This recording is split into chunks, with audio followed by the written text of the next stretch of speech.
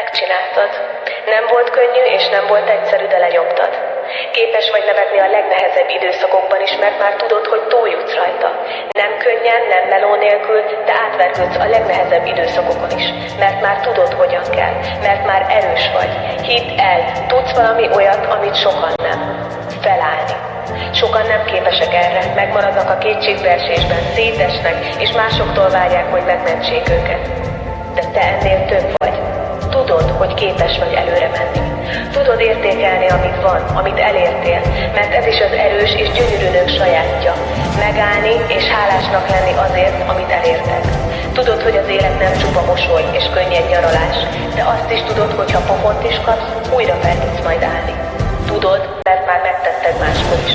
És megteszed újra, ha kell, mert a nő, aki vagy, nem lett keményebb, nem lett férfiasabb, és nem lett agresszívabb, csak erős.